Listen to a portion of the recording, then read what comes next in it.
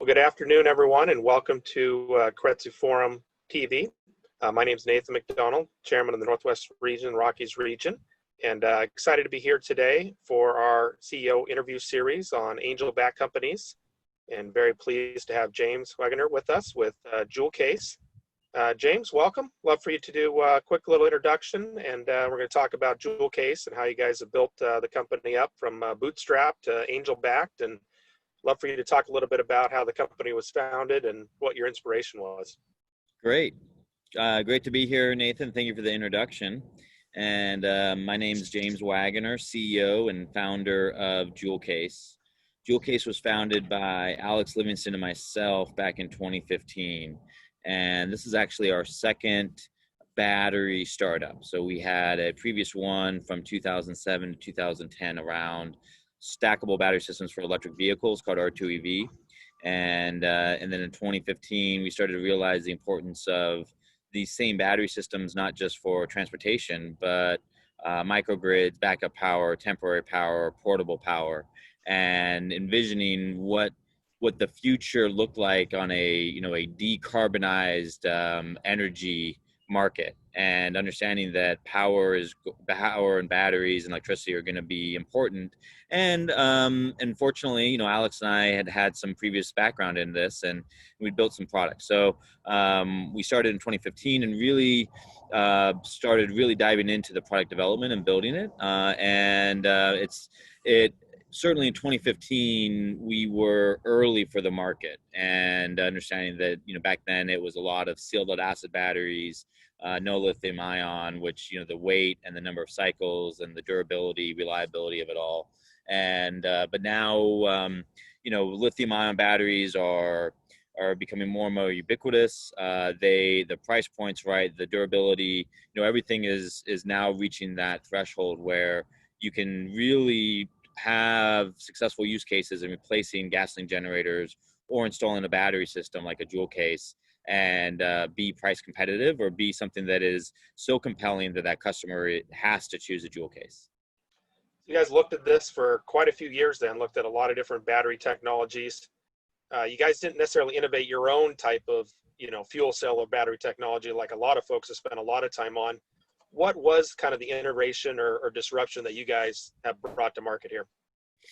Yeah, and it's really the journey of that, or the explanation of that, is really what Alex and I have been working on, throughout, since we started R2EV back in 2007. But it's understanding that batteries and portable power are going to be everywhere, and you're going to have that storage system. But that's a vessel, that container of the battery, the anode, the cathode, the electrolyte, all of the electrons. Sure, that's the vessel. But similar to any other energy source, that's got to be accessible and easy and convenient for the consumer. So, and as we really, have been going on our battery journey, it's understanding that there's going to be need for that power, that energy, to actually be convenient or accessible for the consumer. So Joule Case is not about the lithium-ion battery right now, or the sealed lead acid battery that we had before, or maybe it's a supercapacitor. All of that can be packaged in our package, and it's developing the IP and the technology that makes it so that is actually accessible or usable by the consumer, and understanding that now they have this brand. And then, so, the comparison is, you have a PC back in the day, and before Microsoft Windows, sure, you can use that PC, but for someone that's not a computer engineer, that programming language is really, really tough. Conversely, Joule Case, you can use a battery right now if you're an electrical engineer and the inverter and like that, but that's really, really tough. And then, so to have a product and have it so that it's just easy and simple, and develop the technology to make it so that you don't have to be an electrical engineer to understand the wattage or the volts, is really what Joule Case is focused on. So that, it's the vessel is not important. It's that brand or that experience for a customer, and that's what Joule Case is building. Yeah, when I think about batteries and think about my car and everything else, I mean, it's just not something I generally want to mess with. And so making that consumer package simplified so people can use, just like you plug in a cell phone and, it works and you've got power, very, very helpful. So what when you think about your target customers, what are the top 3 issues or problems that you solve for those target customers as part of your guys' go-to-market strategy? You guys have looked at a lot of different people that could use power, but what are the kind of the top 3 problems and target customers you guys are going after? Joule Case is a product that, good and bad, we can go into a lot of different verticals. We can, everyone needs power, reliable power, backup power, or, just everything that we do nowadays is connected to the internet. There's devices and lights and TVs and computers and the internet is there, and that all requires power. So, in going into the space, what we are really solving is when that power is critical to some key fundamental operations of what they're doing. So Joule Case has got a lot of traction, and this is before COVID-19, but a lot of traction in music festivals and events.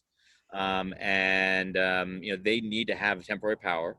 And that generator experience is something that their customers are demanding that they eliminate. These millennials that go to Coachella, Lollapalooza, whatever that is. Now, in the COVID world, resiliency is key. It's now become more of a buzzword, and it's very important that wherever you are and everyone's at home, you are resilient to what is going on in the world, and that power becomes critical for that application. And so, the 3 problems that Joule Case is really solving is number 1, your power insecurity, and understanding that even a 95% uptime is not going to be acceptable for a lot of these consumers. It's got to be 100%.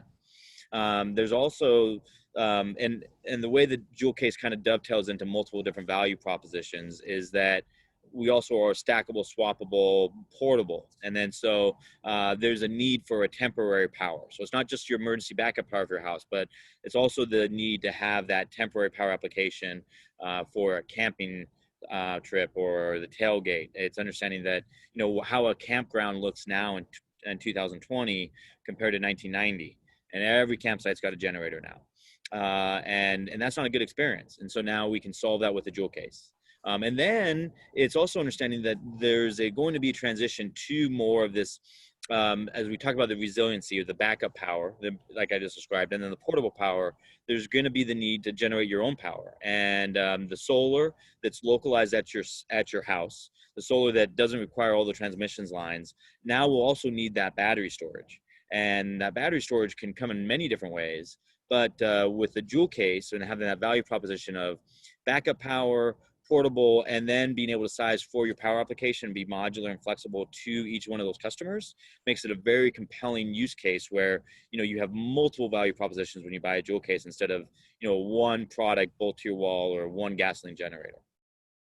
That's great. It's definitely an idea whose time has come, and being able to eliminate all the gas generators and create another option, just like, it's amazing how long electric cars and just kind of the adoption curve on these things. And it feels like we have kind of crossed over a threshold there where, people need so much portable power in so many different places, but, no one wants to be the person who's firing up the gas generator and producing a bunch of exhaust and a bunch of noise pollution. I mean, that's not helping when we're trying to relax, or we're trying to enjoy music or, whatever it may be. So that's very exciting innovation. I can see why customers, and you guys spent a lot of time, organizing, designing the solution, looking for that product market fit, waiting for the market to probably catch up with some of the ideas that you guys had and really see the market begin to demand this product. So as you guys started to see that, the opportunity was coming, you guys obviously did decide to raise capital. You guys were bootstrapped for a very long time. Maybe talk a little bit about kind of the bootstrap phase, and then talk a little bit about why you guys decided to raise funding and what it'll be used for. Yeah. Thank you, Nathan. And so like I said, we founded Joule Case in 2015. At the time, Alex Livingston and myself, we were living in Portland, and we're still good friends from the previous startup and, going back from our college days. And we were able to find a customer fit that kept Joule Case going, which was in this event and trade show space. And And it's certainly not a massive or a compelling market, but there's some key customers that we were able to build out some product and get that feedback and incorporate that back into our product and a evolution as we went along to weigh the price point. If we're going to invest in tooling as a product company, what kind of, inverter and the charger, and there's a lot that went into that. And then so,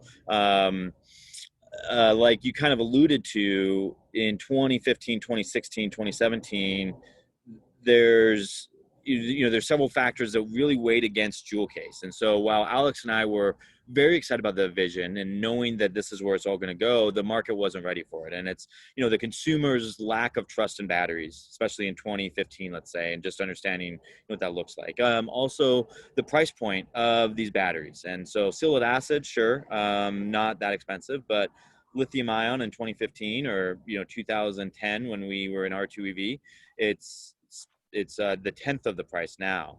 And then it's also the evolution of all of these portable power devices, and needing, suddenly that realization that you need to have that internet and the lights or the power now, that in 2015, there was just a little bit less of that need. And then also, finally, the efficiency of all of our power products. And LED lights now compared to incandescents, and none of this is new, but that adoption of that technology. And so it was understanding that we had some product work to do on our end, and then understanding where that marketplace was, and then about late 2018, realizing, okay, we feel really good about our product now. We are willing, we've been in this now for about 3 years, and we think that now would be the time that you can really start to make a full attempt at a mass market product. And then we started to have some conversations and learn more about how to raise additional capital, because before that it was a very hand to mouth. If Alex and I were building batteries, then we're not selling them, and then we're selling the batteries, now we're not building them, right? And so there was an evolution of that, but understanding that, all right, we have these customers and we can hit go now, and we need the ability to hire someone to then build some batteries for us, to have a little bit of inventory so that there isn't a 3-month turnaround time or anything like that as well. And then so we, through our advisor network, had heard of a lot of success stories with Keiretsu, and then so there's PackSense. And then and I think there's a couple other ones as well, but Tom Jensen with PackSense was one of our early advisors, and we started that conversation with you, Nathan, and Brianna, and then there was a journey there in terms of having being able to tell our story and understanding how to really tell that in the most compelling way. Also, as you tell that story and get the feedback, understanding there's a lot of learning that can happen as an entrepreneur, because these angel investors, see so many companies. I mean, my visibility as the CEO of Joule Case is Joule Case. The visibility of you or these angel investors, there's, 10, 15 screening companies every month, and then, 5, 6 companies go through the roadshow every month. And then so that visibility of not, sure, they're not all Joule Case, they're not battery products, but it's a startup, and you can learn some things from there, and that feedback from the angel investors have made Joule Case a much better company. And so what have been really the challenges through that due diligence process? What risk factors did they look at? And, ultimately, what was the kind of exciting areas and vision, that really engaged the investors? And for all the ones that had interest in versus the ones that ended up investing, what was kind of the key item there that you felt really kind of got the majority of them behind Joule Case and wanting to back Joule Case and see it achieve its success?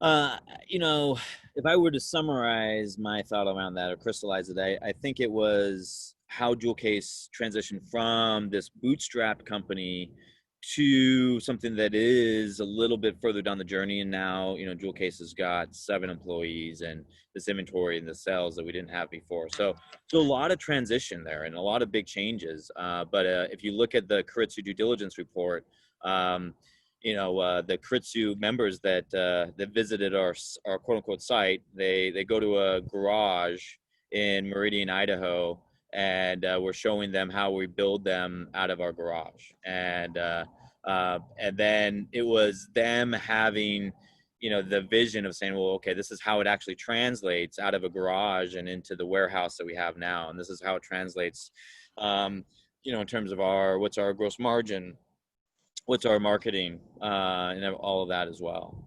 And then so the ability to listen to them, and not that that these angel investors know everything about how exactly to run Joule Case, but there's a lot of perspectives there that come from a background of seeing dozens and dozens of companies, and to take their advice and feedback, be very open and receptive to it, and then kind of filter that to what is going to be most helpful for Joule Case. And that's been, there's a little bit of that ebb and flow, but being open to that and being very receptive, understanding that that I don't have all the answers. I'm really looking to find the right team members that can, the expert in marketing, an expert in a sales channel, an expert in the IP, whatever that is, the expert, and taking that and putting that into Joule Case to make Joule Case the best company it can be. And so you guys are ramping now. You guys have inventory. You guys are actively selling. What is the outlook here for the rest of 2020? And where do you guys hope to be in terms of a couple years down the road? Any projection on what you think this can turn into? Yeah. So we were focused at the very beginning of 2020 around music festivals for Joule Case, and it's a really, there's a couple reasons why we were really excited about that space, but we really had the backing of the large music festivals. So it's Live Nation, AEG, iHeartRadio, Insomniac, that are very well financed, and they're all very excited about what Joule Case is demonstrating to them successfully.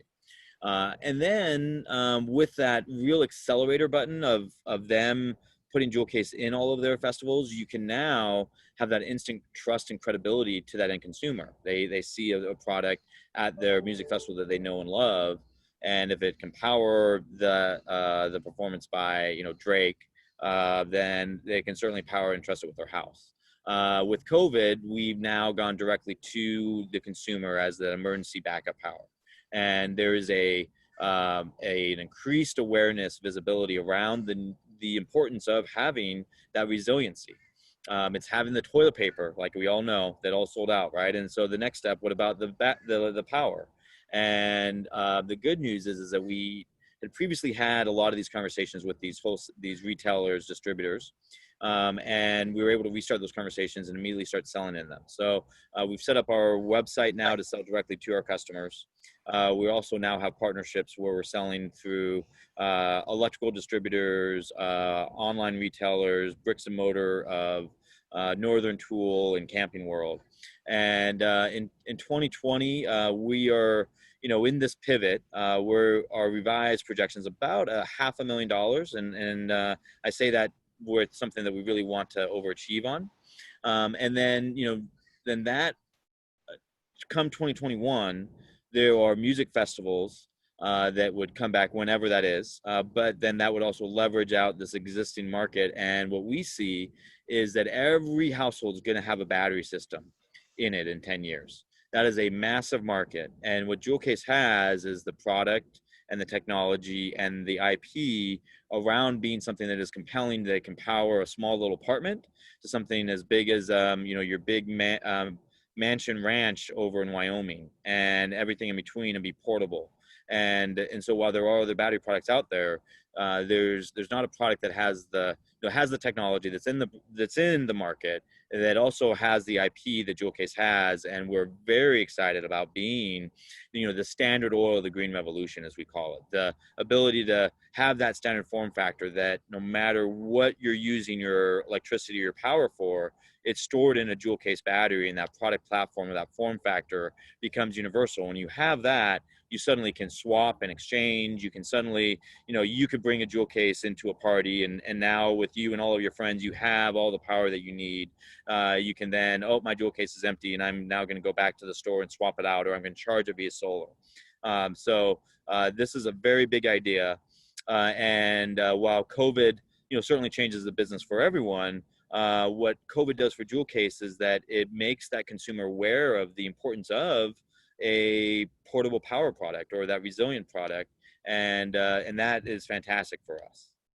Excellent. Well, we really appreciate you spending a few minutes with us to tell your story here, James, and we're excited to continue to support the success of Joule Case, and just great to see you guys so passionate about creating a great future, clean power, mobile power, and be able to leverage technology and all the remote work. Now people are everywhere trying to get work done outside of the offices, and they do need power, and they do need reliable power. And so it's very important with all the power outages in California, as we've seen, all the wildfires and things, you never know when you're going to need it. So having a dependable solution that's, economically priced and rechargeable, accessible, and usable, very, very helpful. So we're very pleased to be investors, and excited to encourage your success, and appreciate you being on with me today to share your story. Thank you for having me, Nathan.